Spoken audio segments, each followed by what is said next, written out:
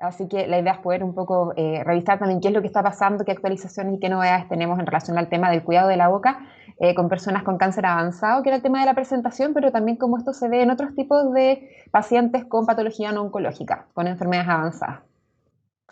Entonces, para partir un poco contextualizando, todos hablamos de la boca y sabemos lo que es la boca, que es un órgano en el fondo que tiene múltiples funcionalidades para nosotros, es junto con nuestro rostro, es la primera carta de presentación de partida que tenemos, es la que nos permite expresar gran parte de nuestras emociones también, es el órgano que nos permite recibir los nutrientes que necesitamos a través de la alimentación, de la hidratación también.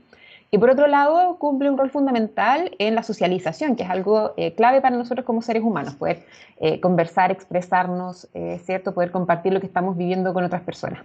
Y además, en términos del contexto de salud, es un gran indicador, como dice ahí, de la salud de las personas. Por eso que cada vez también nosotros que hacemos un examen físico, por ejemplo, una de las primeras cosas que nosotros evaluamos es la boca de nuestros pacientes, ¿cierto? Cómo está la hidratación, la coloración, etcétera. Entonces, sabemos que es sumamente importante para nosotros. Y en el contexto de los pacientes con cáncer avanzado o con distintas patologías avanzadas, ¿cierto? ¿Por qué es importante además? Sabemos de partida que los pacientes con cáncer avanzado tienen una altísima, no alta, sino altísima prevalencia que vamos a ir viendo de complicaciones bucales. Y esto se da además por el tipo de pacientes que estamos viendo, por los tratamientos que estos reciben. Son pacientes que reciben drogas en el fondo, como las quimioterapias, inmunoterapias, que generan alteraciones en la mucosa oral.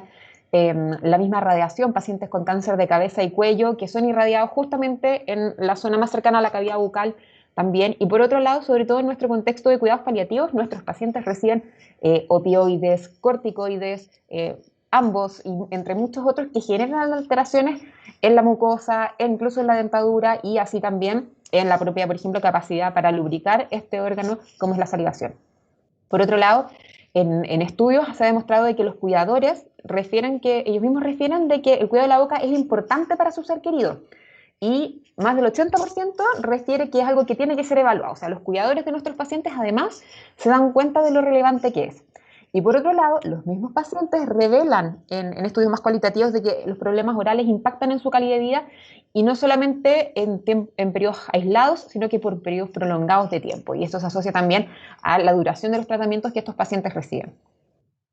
¿Qué consecuencias nosotros podemos observar? Por ejemplo, tenemos la sequedad bucal, halitosis, ni a uno mismo le gusta en la mañana, de repente uno amanece muy agraciado, ¿cierto? Y eso genera disconfort, disfagia, infecciones dentales y en las mucosas. Podemos ver incluso pérdidas en las piezas dentales, dificultad para comunicarse, disgeusia, más allá de lo que las mismas drogas muchas veces generan, sino que además un mal cuidado oral también lo puede generar, y exacerbación de otros síntomas también, por ejemplo, como pueden ser las náuseas y los vómitos. Y por otro lado, tenemos consecuencias que son ya más difíciles de medir desde el punto de vista objetivo. Esta es, por ejemplo, una revisión sistemática de estudios más bien cualitativos que impactan, que evalúan, perdón, el impacto de las condiciones de la cavidad bucal en los pacientes en cuidados paliativos. Y como ven ahí que destaca en rojito, los pacientes referían en estos estudios, por ejemplo, alteraciones en su capacidad para hacer interacciones sociales. También los hacía sentir más preocupados, como que no querían tener gente alrededor, se sentían menos satisfechas con su propia vida en general. O sea, hasta ese nivel ellos referían. Sentían vergüenza, tendencia a evitar el contacto social, resultando en más aislamiento social, en más soledad. Algunos referían también, por ejemplo, dificultad para poder comunicarse. Se vuelve a repetir el tema del aislamiento social, incluso de los seres queridos en el fondo. No sé si a alguien le ha pasado, pero a mí me ha pasado con muchos pacientes que a uno le llegan a preguntar así como, señorita, ¿sabe qué? Siento que huelo mal. ¿Es verdad? ¿Huelo mal? O sea, imagínense lo que es sentirse así. Alteraciones del gusto, ¿cierto? Y que se asocian además a ansiedad. Y por otro lado, dificultades para poder tragar, comunicarse, alimentarse incluso.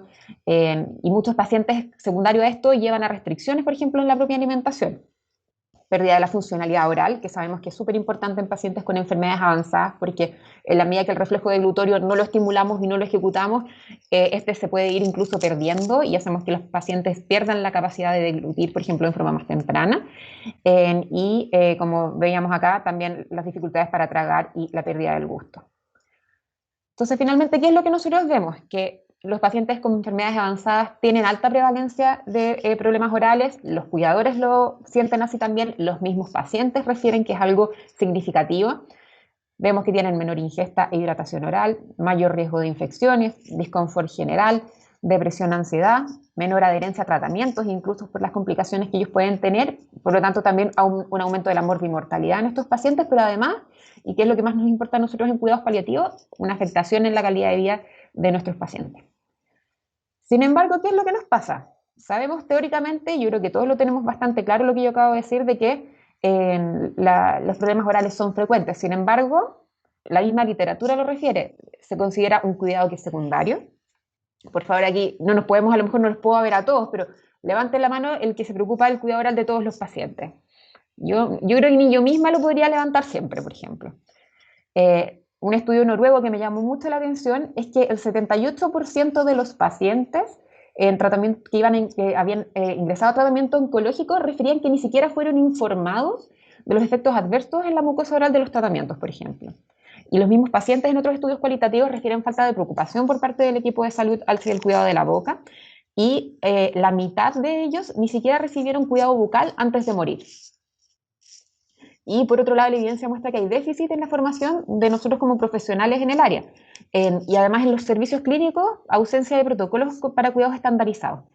O sea, hay una discordancia entre lo relevante del tema con lo que nosotros vemos en la realidad. Y pareciera ser un poco esto, que sabemos de que el cuidado de la boca es algo relevante, que los pacientes vemos en la práctica que tienen complicaciones bucales, nos refieren resequedad en la boca, pero sin embargo, como que sabemos que es importante, pero que nos quedamos aquí, keep calm and wait and see. Nos quedamos esperando a que las complicaciones aparezcan y después vemos qué hacemos. Y yo lo que los quiero invitar a lo largo de esta presentación es un poco que cambiemos esta mentalidad y que por el contrario, hagamos esto, keep calm and do your best, porque tenemos muchas cosas que podemos ofrecer a nuestros pacientes de forma temprana para evitar que todas estas complicaciones que hemos estado viendo aparezcan, y si es que aparecen, sean con mucha menor intensidad. Así que ese es el desafío que yo me planteé un poco en esta presentación, y en donde en general las enfermeras somos las que lo llevamos, pero que también es un deber de todo el equipo de salud. ¿Cuáles van a ser los objetivos que nos vamos a plantear del cuidado oral de nuestros pacientes? De partida, lo que ya todos hemos hablado en estos primeros minutos, que es prevenir las complicaciones orales, ¿cierto? Que son altamente prevalentes, como vamos a ir viendo. Mantener una adecuada funcionalidad oral. Sabemos en el fondo, como yo les decía recién, de que incluso la pérdida de la vía oral en los pacientes en cuidados paliativos se puede ver afectada porque los pacientes dejan de usar más tempranamente por distintos motivos, como puede ser, por ejemplo, problemas en la cavidad bucal, el reflejo deglutorio, y por lo tanto este se empieza a perder más tempranamente. Minimizar el malestar psicológico y el aislamiento social que genera también las alteraciones en la cavidad bucal, promover la dignidad del paciente y optimizar la calidad de vida, que son nuestros objetivos principales, ¿cierto?, como paliativistas. ¿Y cuáles son los principios con los cuales nos vamos a regir? De partida es que el cuidado de la cavidad bucal es para todos los pacientes. Y en cuidados paliativos, no necesariamente pacientes oncológicos y no necesariamente pacientes que estén recibiendo quimio y radioterapia, sino que estoy hablando de todos los pacientes, porque todos nuestros pacientes tienen factores de riesgo, ya sea por la edad, ya sea por sus estados nutricionales, ya sea también por los mismos medicamentos y drogas que nosotros les indicamos, como pueden ser los opioides y los corticoides, como hablábamos antes también. Evaluación sistemática de la salud y la funcionalidad, ¿ya? No basta con que, por ejemplo, en radioterapia, en oncología, está como muy protocolizado que el paciente antes de iniciar tratamiento debe ser evaluado por un odontólogo, ¿cierto? Para garantizar de que el paciente está en condiciones, digamos, en su boca para poder recibir tratamiento, sino de que esto se tiene que mantener, ¿ya? No es que el odontólogo tenga la bolita de cristal y nos dé el pase para todo lo que este paciente le reste de vida, sino que tenemos que estar evaluando sistemáticamente cómo este tratamiento está afectando la calidad y el bienestar bucal de nuestro paciente. Tenemos que tener un enfoque promotor de la salud oral, y en ese sentido la educación, como vamos a ir viendo, es un pilar fundamental, y como hemos dicho, preventivo de las complicaciones, planificación regular y efectiva, y la capacidad para identificar la necesidad y la urgencia de la derivación. Y como decíamos, todo esto parte con la evaluación, ¿ya? Y en el examen físico incorporar de forma consciente la evaluación de la cavidad bucal en forma exhaustiva, ¿ya? Es un procedimiento que yo no voy a ponerme a hablar en detalle porque yo creo que todos los que estamos acá lo sabemos, pero que sí es importante de que aparte del buen examen de la mucosa, veamos los labios, la apertura bucal, los tejidos blandos, las piezas dentarias. Si es un paciente que usa prótesis, ver el ajuste de esta prótesis y removerla para poder examinar la boca y ver si es que hay erosiones incluso secundarias a esta. Y es algo que en el fondo que es sencillo, que no toma tiempo y que va a ser el punto de partida para lo que vamos a hacer nosotros después. Y es muy importante también escuchar al paciente, que es lo que nos tiene que decir. Muchos nos van a decir, ¿sabes qué? Siento la boca como seca, traposa, me cuesta hablar, ¿sabes que tengo como algo raro en el paladar? Escuchemos también qué es lo que los pacientes nos tienen que decir. Y esta diapositiva parece como casi, cuando yo la miraba, yo decía, pucha, me quedo casi como para preescolar, así cuando uno le enseña el cepillado de los dientes a los niños, pero la verdad es de que este es el pilar fundamental de todo lo que es el cuidado oral, que son protocolos básicos de cuidado oral y que están en el fondo avalados también en la última revisión publicada este año por la Asociación Multinacional de Cuidados de Soporte, ya junto con la Sociedad Internacional también de Odontólogos en Oncología, y en el fondo avalan el protocolo de cuidado oral como la base o el pilar de la prevención y el tratamiento de las complicaciones bucales en los pacientes con enfermedades avanzadas.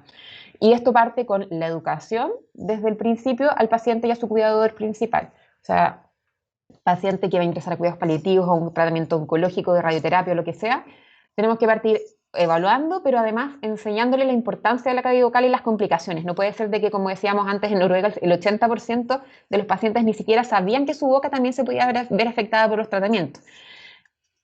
Y parte también por el cepillado dental 2 a 3 veces al día, ¿cierto? Con cepillos de cerda suave, pasta dental fluorada, la típica que uno usa en la casa. Ya lo importante es el cepillo dental de cerda suave para evitar erosionar mayormente la mucosa oral, que va a estar mucho más sensible, obviamente.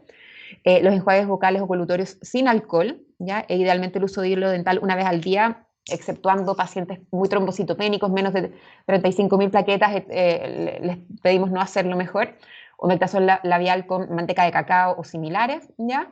No está recomendado cepillar los tejidos blandos, como hablábamos recién, y realizar colutorios y aseo de tejidos blandos con gasa embebida también en solución bicarbonatada, que nos va a ayudar a mantener un pH adecuado en la boca para prevenir, por ejemplo, ciertas infecciones. El aseo diario de las prótesis dentales en caso de que el paciente las use con un cepillo más duro, y en pacientes en tratamiento oncológico, sobre todo, evitar los alimentos muy duros e irritantes. Y esto que parece tan simple va a ser nuestra piedra angular para la prevención de las complicaciones bucales de nuestros pacientes. Y puede ser un poco redundante, pero en el fondo, insisto, parece que lo sabemos muy bien, pero en la práctica se nos olvida. Este es un estudio que hicieron en Taiwán, ¿ya? En donde a 30 pacientes más o menos que ingresaron a un hospicio, esta era la condición de su cavidad bucal al momento del ingreso, y los ingresaron a un protocolo de cuidados bucales como el que yo les mostré recién. Y los evaluaron cada 3 días. Y en el fondo, aquí pueden ver cómo en tan poquito tiempo podemos generar un impacto tan grande en el bienestar de la salud bucal de estos pacientes. Y ellos además vieron de que las complicaciones frecuentemente observadas en cuidados paliativos, como son las mucositis, candidiasis, xerostomía y los detritus más bien severos, en 3, 4, 7 días disminuían significativamente desde los porcentajes originales.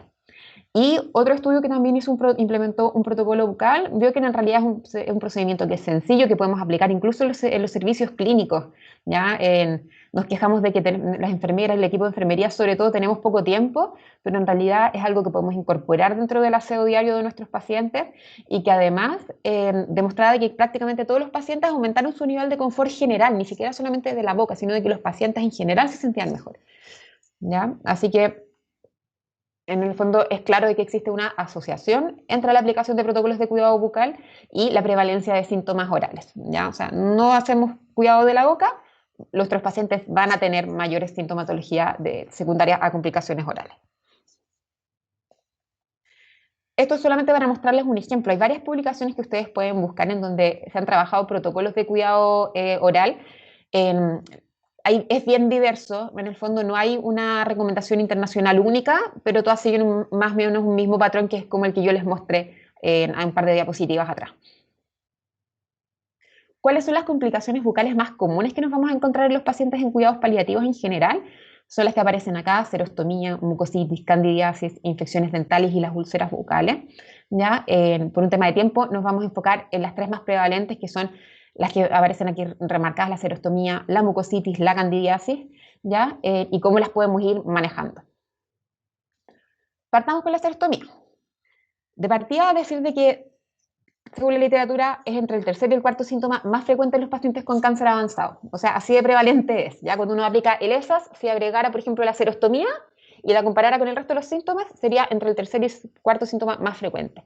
Y está entre el 60 y el 88% de los pacientes con cáncer avanzado. O sea, casi todos nuestros pacientes tienen serostomía. Lo que pasa es que probablemente no lo evaluamos dirigidamente, no le prestamos atención.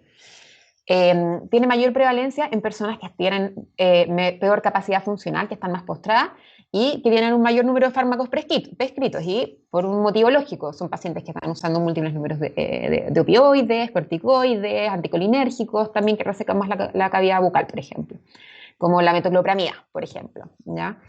Y levante la mano el que ha tenido pacientes con esos tres medicamentos juntos, entre otros. O sea, yo creo que todos. ¿Ya? Y un mensaje que les quiero transmitir es que no es solo boca seca. Nosotros decimos, ya, serostomía, el paciente tiene la boca seca. No. En el fondo, la severidad de la serostomía se correlaciona también a la aparición de otros síntomas, como puede ser la disgeusia, la misma disfagia, disconfort oral y anorexia. ¿Ya? O sea, es un síntoma que abarca a la persona mucho más allá de solamente tener la boca más fisurada y más seca, como vemos acá. Y sabemos que aumenta el riesgo de la ulceración, las candidiasis y de otras infecciones importantes. Este es un estudio fue entre cuanti y cualitativo, que midió un poco qué era lo más importante para los pacientes con enfermedades avanzadas en relación a la boca seca. Igual tuvieron un N significativo, 135 pacientes, y de estos el 83% tenía serostomía. Y de ese 83%, el 84% tenía serostomía moderada a severa. ¿Ya? O sea, era un síntoma sumamente importante para ellos que los afectaba en su calidad de vida. Y cuando fueron a evaluar ciertas como interferencias en su vida diaria, se dieron cuenta de que casi el 76% tenía, por ejemplo, dificultades para hablar. El 61% en promedio tenía algún tipo de disfagia, por ejemplo, asociado a la sequedad bucal. Y el 60% tenía alteraciones del gusto. O sea, mucho. Y además, cuando se fueron ya a la parte más cualitativa y decían, bueno, ¿y qué otras cosas son como que importantes para ustedes a manejar, por ejemplo, en relación a esta sequedad que usted tiene en la boca? Un cuarto refería a resequedad en los labios, la garganta, incluso sentían resequedad para respirar, como en los senos paranasales, y que eso les generaba mucho disconfort. 15% despertaba en la noche por el síntoma. Y el otro 15% incluso llegó a cambiar su dieta o ha disminuido la ingesta oral por la serostomía. ¿Ya? O sea, a ese nivel estamos hablando en pacientes que ya de por sí tienen menos apetito, ¿cierto? Que ya de por sí necesitamos que tengan una dieta, ojalá, lo más balanceada y nutritiva posible para tolerar los tratamientos a los que se están viendo sometidos. Entonces, ¿cómo los podemos ayudar un poco? Uno dice, bueno, ojalá aparezcan más cosas, pero en realidad es que hay poca evidencia y probablemente disponibles, tratamientos muy disponibles para su manejo. El manejo es, como sabemos, en paliativos es bien sintomático. Entonces, de partida, la base que hablamos al principio, por protocolo de cuidado bucal. Acá los colutorios sí o sí no deben ser con alcohol, porque eso sabemos que reseca aún más la boca. Tenemos que tratar de ayudar a mantener al paciente la hidratación lo más adecuada posible e ir ofreciendo lo que habitualmente hacemos, sorbos de distintos líquidos que les ayuden a ellos a mantener la cavidad bucal más lubricada, ¿ya? Incluso en estos estudios cualitativos que yo les mostraba recién, cuando les preguntaban a los pacientes qué medidas ellos tomaban para resolverlo, la mayoría hacía eso en el fondo y sentían que era lo que más les servía, el tener sorbos constantes de líquido en la boca. Promover la salivación, y ahí las medidas caseras suelen ser lo más útil. Las cosas ácidas, por ejemplo, chupar pastillas de vitamina C, caramelos o chicles sin azúcar, de limón y menta. Los chicles están un poco ahora en la última revisión de literatura, están un poco ahí en disyuntiva, pero si el paciente siente que le sirve, puede ser, ya, pero no como medida única. La piña, la manzana verde, por ejemplo, frutas ácidas también pueden servir. El chupar hielo, uno puede hacer granizados, por ejemplo, de limón o de piña, que en el fondo, además de lubricar porque son líquidos, son un poco más ácidos y por lo tanto van a promover la salivación. Mantener humectados los labios, que sabemos que también se ven resecos, y existen algunos productos farmacológicos a la venta, como la carboximetilcelulosa o el ácido málico o el Ceros, que es un producto comercial que está en spray, que está en como colutorio también, que pueden ser efectivos en casos que son, entre comillas, un poco más severos y, entre comillas, refractarios a las medidas más domésticas que veíamos recién. Y está la pilocarpina oral, que tiene harta evidencia que avala su uso, sin embargo en Chile lamentablemente no la tenemos disponible, la tenemos solamente como gotas oftálmicas, pero si es que la tuviéramos sería algo ideal. Y en algunos lugares se habla harto de la acupuntura para la serostomía en casos severos, sin embargo la evidencia no respalda su uso, ¿ya? Pasamos ahora a la mucositis, que es algo que vemos a lo mejor un poquito menos frecuente, pero también con bastante prevalencia en nuestros pacientes. Como sabemos, es un proceso inflamatorio que es importante destacar de que es de toda la mucosa epitelial que va desde la boca hasta el recto, no es solamente de la boca. Por lo tanto, por eso uno siempre recomienda que en este examen físico acucioso que uno debiera hacer, además de examinar la boca, uno tiene que revisar la zona genital, la zona perianal, porque en el fondo si uno ve signos como de inflamación de la mucosa incluso genital, por mucositis en el fondo secundaria de tratamiento oncológico, ese paciente sí o sí va a tener mucositis en la boca, ¿ya? No tanto así cuando tenemos mucositis en la boca, no necesariamente va a haber en la zona más genital y anal, pero sí a la inversa, por lo tanto también hay que tener ojo en eso. Y casos severos, está altamente estudiado que lleva capacidad para alimentarse, la mucositis sabemos que nosotros la graduamos de 0, en donde no hay mucositis, grado 1 es más bien un eritema o enrojecimiento de la mucosa oral, grado 2 el eritema ya es mayor, pueden empezar a aparecer algunas pequeñas ulceraciones, pero la persona todavía puede alimentarse con sólidos, grado 3 solamente ingesta de líquidos, y ya en grado 4 la persona está totalmente incapacitado de ingerir medicamentos por boca, y esto lleva a ingresos hospitalarios prolongados, incremento del riesgo de infecciones, por ejemplo, desnutrición, incremento también en la morbimortalidad y los costos en salud. Por lo tanto, es fundamental de que la mucositis, cualquier paciente que vaya a ingresar a tratamiento oncológico, no nos quedemos sentados como veíamos al principio esperando a que aparezca, sino de que la atajemos antes, porque la evidencia avala que estas medidas no solamente pueden evitar que aparezca la mucositis, si es que muchas veces no la vamos a poder evitar, pero sí va a ser de menor severidad. Por lo tanto, el impacto en la persona va a ser menor. Y aquí en mucositis es donde más literatura van a encontrar el que se quiera poner a buscar, múltiples recomendaciones de muchas partes. Sin embargo, yo aquí les voy a mostrar más bien lo que las últimas guías de distintas organizaciones internacionales avalan en base a revisiones sistemáticas internacionales y metaanálisis. ¿Ya? Esta guía, que el que la quiere, yo se la puedo compartir al final después, va a aparecer en mi correo, de la MASC ISO, es publicada ahora el año 2020, entre otras también, ¿cierto? Muestran de que, por ejemplo, la crioterapia, ¿ya? Que es la medida más costo efectiva que pueden encontrar, ¿cierto? Junto con los protocolos de cuidado oral, simplemente el hecho de que los pacientes durante el tratamiento oncológico de quimioterapia chupen hielo, por ejemplo, o granizados, disminuye la aparición o la severidad de la mucositis, los protocolos de cuidado oral, los factores de crecimiento de quedratirocitos como el Kepivans o palifermina también, ¿ya? Estos sobre todo están indicados por un tema de costos también en pacientes que, por ejemplo, van a ir a inducción para trasplantes de médula, trasplantes de progenitores hematopoyéticos, se usan, ¿cierto? La fototerapia láser de baja intensidad, la miel, que a mí me llamó mucho la atención en esta última actualización de la MASC ISO, muestra que tiene un efecto sobre todo en el tratamiento de la mucositis, alivia la inflamación, ayuda a aliviar el dolor, ¿ya? Entonces yo decía, mientras leía yo los últimos avances, yo decía, bueno, sabemos que existe el gel Clear como un gel de barrera, ¿cierto? Que ayuda a aliviar los síntomas, pero es caro. Entonces yo decía, bueno, pacientes que a lo mejor no tienen los recursos para poder costearlo, la miel en una de esas podría ser, ¿cierto? Ayudar a promover la salivación. Recordemos que la saliva, dentro de las funciones que cubre, también es como una película de protección de la mucosa oral, por lo tanto tenemos que manejar la serostomía en estos pacientes. Y la flutamina oral, que es un aminoácido, también está avalado. La flutamina hay comprimidos en el fondo farmacéuticos en el fondo que podemos comprar, pero también lo podemos favorecer a través de la ingesta oral. La flutamina es un aminoácido que está presente sobre todo en las proteínas, en las carnes. Hay algunos suplementos lácteos, como por ejemplo Enture, entre otros productos que también están suplementados con flutamina, entonces podemos, optimizando la nutrición, podemos también estar mejorando la prevención y el manejo de la mucositis. Hay otras intervenciones que la evidencia es un poco dispar, pero también hay sugerencias que nos sugieren su uso, como los protocolos de cuidado oral por profesionales, o sea, no solamente que educar al paciente, sino que tengan de forma sistemática evaluaciones, por ejemplo, con odontólogos, ¿ya? Los enjuagues con bicarbonato, que aunque no lo crean, la evidencia no es tan clara, sin embargo, estas organizaciones internacionales, los expertos igual respaldan su uso y lo sugieren. Y tenemos todo lo que son los productos naturales, como la aloe vera, la caléndula, la manzanilla, el matico, entre otros, que los usamos mucho en los servicios clínicos. En pediatría, por ejemplo, usan mucho la aloe vera, el matico también. Y si bien la literatura no es muy, no sustenta al 100% su uso, probablemente por el N pequeño, la baja calidad metodológica, el alto riesgo de sesgo, también uno podría usarlo.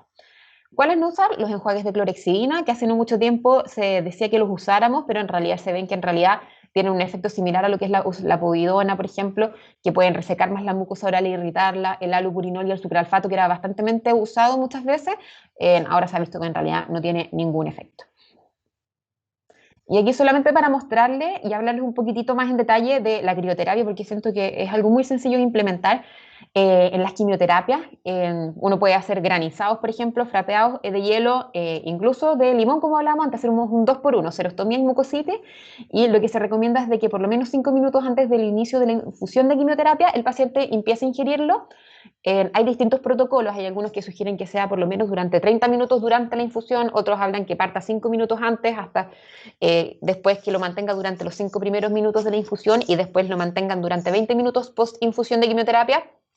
Pero en el fondo yo creo que lo importante es de que el paciente tenga frío local en la cavidad bucal y esto lo que hace es vasoconstricción de los capilares de la cavidad, de la mucosa oral y eso hace que llegue menos droga a esa zona y además reduce la inflamación. ¿Ya? Sí, importante destacar de que sirve solamente para infusiones cortas, ¿ya? Estas infusiones de fluororacilo, por ejemplo, de estas drogas que están 48 horas ahí, nos puede ayudar, pero en el fondo puede que su efecto no sea tanto, pero infusiones más cortas de 1 hora, por ejemplo, pueden ser bastante más efectivas. Y la fototerapia láser, que hay muchos fonoaudiólogos, también kinesiólogos que se han dedicado a esto, que es un procedimiento que se ha visto que reduce tanto la prevalencia como la severidad de la mucositis y también está protocolizado en algunos centros oncológicos. Y entre otras cosas, en medidas como ya más domésticas podríamos decir, obviamente todo lo que es decir al paciente que evite alimentos ácidos o muy calientes y eso incluso antes de presentar mucositis de forma preventiva, promover la ingesta de alimentos suaves sin exceso de condimentos. Si el paciente fuma, pedirle que suspenda el tabaquismo en lo posible durante el periodo de tratamiento oncológico y el consumo de alcohol o disminuirlo. Succionar cubos de hielo, sabemos que eso disminuye la inflamación, puede disminuir también el dolor de forma transitoria. Poder manzanilla o matico, por ejemplo, o el aloe vera, signo de interrogación porque la evidencia está ahí, pero en el fondo podemos indicárselo igual. Existen algunos productos para el manejo del dolor local como la dimecaína gel oral, enjuagues de lidocaína líquida, ya el tema del gel Clear, que es este producto que yo les hablaba antes, que es un agente protector tipo barrera. Y yo había revisado este tema hace un par de años atrás y esto de los colutorios de morfina todavía estaba en duda y increíble como en 2 o 3 años la evidencia va avanzando y hoy en día las organizaciones internacionales respaldan la recomendación del uso de colutorios de morfina con concentraciones al 2%. Ahí les puse como una dilución que uno puede hacer con ampollas, ¿cierto? Que es más barato, de 30 miligramos en 15 ml. Y eso uno lo puede aplicar el paciente obviamente tiene que estar en buenas condiciones cognitivas, o sea, no puede estar con compromiso de conciencia porque si se traga estos 30 miligramos de morfina, no nos haría ninguno de nosotros muchas gracias, ¿cierto? Pero lo puede usar y la idea es de que el paciente logre mantenerlo ojalá al menos 2 minutos en la boca y después lo elimine. ¿Ya? Y eso también es una medida que se ha visto que es efectiva para el alivio del dolor por mucositis. Entonces, por ejemplo, pacientes antes de comer podrían una media hora antes hacerse un colutorio con morfina. Y finalmente vamos a terminar con lo que es la candidiasis, ¿ya? Sabemos de que el 30-40% de los pacientes oncológicos sufren de algún tipo de infección fúngica y en cuidados paliativos yo diría que esto es bastante prevalente porque tenemos pacientes que están inmunosuprimidos, ¿cierto? Tenemos pacientes que les dejamos corticoides en forma más crónica también que aumenta el riesgo de que presenten este tipo de complicaciones y ahí la Candida albicans, que es la principal causante, aprovecha el minuto obviamente para instalarse y generar este tipo de mucositis oral o las boqueras como nosotros conocemos que son producidos por un tipo de de Staphylo aureus, ¿cierto? Y aquí sabemos que la prevención nuevamente es nuestra clave. Acá todas las enfermeras tenemos que ponernos la camiseta, ¿cierto?, con el cuidado de la boca, protocolos de cuidado bucal, colutorios de agua bicarbonatada, los médicos evaluar la boca y detectarla a tiempo. Y en el manejo, clave, además de la higiene bucal, es, por ejemplo, pacientes que usen prótesis dentales, el que puedan también retirarlas y puedan hacer aseo de estas prótesis con el antimicótico que tengan indicado. ¿Cuáles son los que se pueden usar? Bueno, todos conocemos la famosa nistatina, ¿cierto? El miconazol, en donde está el Dactarin gel, que es bastante efectivo unas 3 veces al día y que es importante indicarle a los pacientes que, porque muchas veces los pacientes obviamente se aburren y lo suspenden rápidamente una vez de que disminuye la sintomatología o la evidencia de la presencia de la cándida. Pero lo importante es que ojalá lo mantengan al menos unos 10 días post resolución clínica de la candidiasis para evitar que se vuelva a reactivar o reinfectar. Y tenemos el tratamiento obviamente sistémico indicado en casos ya más sintomáticos con el fluconazol en sus distintas indicaciones. Y no podía dejar de hablar de los cuidados de la boca de los pacientes en fase final de vida, ¿ya? Muchas veces nosotros mismos caemos en el decirle a la familia, no, miren, no se preocupe, déjenlo tranquilo, está en fin de vida, no lo muevan, no lo toquen, no le hablen. Eh, Sin embargo, sabemos que la etapa de fase final de vida es una etapa, sabemos, de compromiso de conciencia, en donde el paciente comienza con respiración bucal, por lo tanto la resequedad bucal aumenta aún más, y en donde se acumulan secreciones naturales y en donde los detritus son pan de cada día y no es raro encontrar un paciente en fin de vida que tenga placas de secreciones y de residuos en la boca. Y en el fondo aquí lo que tenemos que hacer es que todos estos protocolos de cuidado bucal es adecuarlos a la situación del paciente. A lo mejor no vamos a ser tan rígidos con 3 veces al día, pero sí, o tan acuciosos hasta dónde vamos a llegar, pero sí es importante mantenerlos. Usar pinceladores, por ejemplo, humedecidos en esta solución bicarbonatada y tratar de retirar si encontramos placas de detritus con cuidado de la cavidad bucal. Y esto se los digo porque nos ha pasado, aunque no lo crean, de que de repente nos encontramos con pacientes que conocemos muy en final de vida y encontramos placas de detritus tan grandes que al tratar de removerlas, estas se pueden ir hacia la parte posterior de la cavidad bucal e incluso hemos tenido pacientes que, por decirlo muy coloquialmente, se atoran o incluso en un paciente hospitalizado nos pasó, se le fue a la vía aérea y hubo que hacerle Heimlich, que no estaba en fin de vida, pero en el fondo porque esta placa se soltó y se fue hacia la zona posterior de la vía aérea. Entonces, remover cuidadosamente estas secreciones resecas, idealmente evitar que aparezcan, eso es nuestro objetivo primario, y tratar la boca constantemente para prevenir las fisuras, y ahí podemos usar vaporizadores, dispersadores de agua, ¿cierto? Jugos u otros. Aquí yo siempre le digo a la familia de que no solamente tiene que ser con agua, sino que en el fondo qué era significativo, qué le gustaba a su ser querido y lo pueden usar. O sea, yo me acuerdo hace poco una paciente que fui a ver a su casa y ella todas las tardes pedía su jugo de naranja natural. Entonces yo le decía, bueno, démosle su jugo de naranja natural y en esta humedecer la boca, ¿por qué no podemos usar un poquito de jugo de naranja? Obviamente es la nada, no se va a atorar con eso, pero en el fondo la persona en estos periodos fluctuantes de conciencia puede también sentirlo y para la familia también es sentir de que están en cierta medida regaloneándole, dándole gestos de cariño.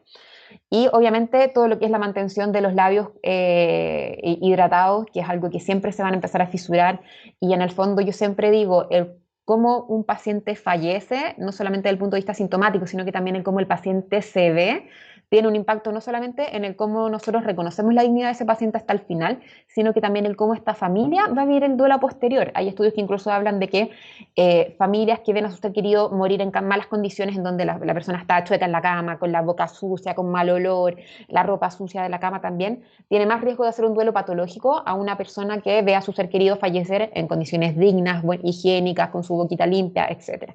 ¿Ya? Entonces, así de relevante es este cuidado que parece tan pequeño y que lo solemos olvidar y sin embargo tiene un impacto tan grande. Entonces, a modo de conclusión, como hemos ido viendo, el cuidado de la mucosa oral es una intervención que es chiquitita, pero que tiene un impacto gigante en la persona. Debe ser parte de nuestra rutina diaria en todo paciente con enfermedad avanzada, no solamente en pacientes oncológicos, sabemos que tenemos pacientes, por ejemplo, con enfermedad de Parkinson, otras enfermedades neurodegenerativas, con ELA, que van a tener o serostomía o al revés, cialorrea, entonces van a tener alteraciones en la cavidad bucal. Por lo tanto, desde el principio tenemos que tener este enfoque preventivo. La educación precoz a los pacientes y las familias es fundamental, ¿ya? Y a nuestro equipo de salud, también aquí las enfermeras, a nuestro equipo de enfermería, a las colegas, a los mismos médicos que sean capaces de hacer un examen exhaustivo de la cavidad bucal. Como anecdótico les cuento otra anécdota también de un paciente que estábamos dando de alta. Esto me pasó hace unos años atrás y el paciente durante toda la hospitalización había estado con náuseas persistentes. Habían optimizado los antieméticos y todo, y el paciente sigue de alta todavía con esta sensación nauseosa desagradable. Y yo lo voy a ver, examen de la boca, tenía una candidiasis bucal del terror con placas de detritus. Nada, indicaciones inmediatas, protocolo de cuidado oral, antimicótico, y el paciente después al seguimiento en el domicilio, en 48-72 horas, era otro, náuseas, esas cero, y el paciente también mucho más contento. Entonces, así de clave es que pongamos ojo a esto que parece ser tan básico, digamos. ¿Ya? Y también, bueno, recordarles, como decía, es un deber de todos, tenemos que protocolizarlos en nuestros servicios, ¿ya? Necesitamos mayor investigación. Yo soy una fan de la aloe vera, del matico en muchos aspectos, pero necesitamos demostrar su efectividad. Así que el que sea bien investigador, ahí tienen un desafío. Jamás olvidar que el fin último, igual de todas estas intervenciones, es mejorar la calidad de vida de los pacientes y sus familias. En el fondo, eso es lo que tiene que regir, incluso en estos pacientes que están en fin de vida. Y como diría Cicely Sanders, para que además de vivir, puedas sonreír hasta el último día de tu vida. ¿Ya? Así que eso, muchas gracias. Muchas gracias, Tane, sí, por la presentación. Ahí están súper completa, clara, con muchos tips, ¿no es cierto?, aspectos prácticos. Así que realmente agradecemos tu tiempo y tu participación. Una duda muy, muy breve, que muchas veces he visto que ocupan para la hidratación de los labios la vaselina. No sé si quieres mencionar un Ujú. poquito a su uso. Exacto. Sí, la vaselina se usa bastante, tanto para la boca como para, mucha gente lo usa en la boca y mucha gente también lo usa en los labios. En lo personal y también por lo que he revisado, yo no soy tan fan de la vaselina porque en el fondo lo que hace es generar como una película impermeable que en el fondo dificulta también más como la lubricación adecuada del tejido. ¿Ya? Entonces pareciera ser que el paciente tiene sus labios bien hidratados, pero en realidad no es tan así y genera esta película impermeable. Entonces es algo que se puede utilizar, pero tenemos medidas como pueden ser la manteca de cacao, los Blistec, incluso cualquiera que vendan en la farmacia, que a mi parecer pueden ser más efectivos para el manejo de los síntomas como son la resequedad de labios y de la boca. Genial, muchas gracias. Así que bueno, después quien tenga dudas o preguntas, ¿no es cierto?, te puede escribir a tu correo. Así que fue bastante información, pero muy, muy práctica. Yo creo que el objetivo principal fue reforzar, no olvidarnos a todos, no solo a la enfermera, sino que a Ujú. los médicos, kinesiólogos, todos quienes participamos del cuidado de nuestros pacientes, examinar la boca. Y en ese periodo de fin de vida que tiene una respiración bucal, ¿no es cierto? No olvidarnos que el cuidado de la boca es parte del cuidado de darle dignidad al paciente y eso yo creo que es fundamental, poder brindarles un cuidado digno hasta que mueran. Así que, Tane, muchas gracias una vez más y estamos, bueno, cualquier cosa estamos en contacto. Así que muchísimas gracias por participar. Eso. Gracias a ustedes por la invitación nuevamente y como decía la persona, keep calm and do your best, que tenemos mucho que hacer por nuestros pacientes en relación al cuidado de su boca. Falta mucho, así que muchas Sí, gracias. gracias a ustedes.